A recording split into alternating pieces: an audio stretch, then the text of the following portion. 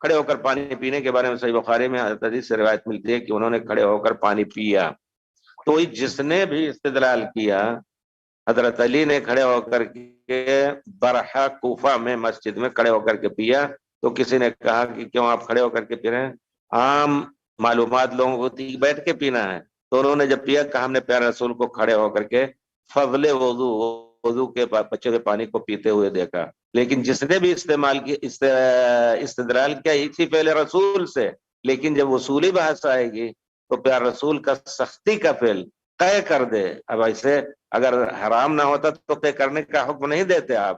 تو اس سے معلوم ہوا کہ فعل رسول کسی عذر کی بنا پر آپ کے ساتھ بہت کچھ ایسی خصوصیتیں خصائص رسول میں حدیثیں بھی کتابیں بھی لکھی گئی ہیں. من جملہ ان کے کہ آپ نے منع فرمایا ہے کہ کعبے کی طرف پیٹھ یا چہرہ کر کے پیشاب پیخانہ نہ کرو. حضرت عبداللہ ابن عمر اپنی بہن حفصہ کے گھر میں پیارے رسول کے زوجہ مطہرہ کے گھر میں گئے، اور باتھ روم جو تھا پیارے رسول کا وہ اوپر سے کھلا ہوا تھا. تو چھت پہ گئے، فحانت منی التفاتا، اچانک میں نے دیکھا کہ پیارے رسول کعبہ کی طرف پیٹھ کر کے اور بیت المقدس کی طرف چہرہ کر کے آپ اپنی ضرورت پوری کر رہے تھے. تو وہ خاص تھا آپ کے لیے، ہم اس سے استدعا نہیں کر سکتے. ہم قول رسول جو ہے امت کے لیے لا تستقبل القبلۃ ولا تستدبروها، تو حضرت علی نے بھی وہی استدعا کیا.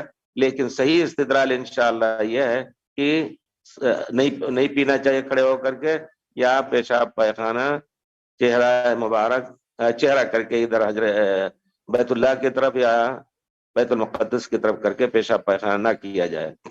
آپ کے ساتھ وہ خاص تھا مسئلہ، فعل آپ کا آپ کے تاکیدی قول سے ٹکرا رہا ہے.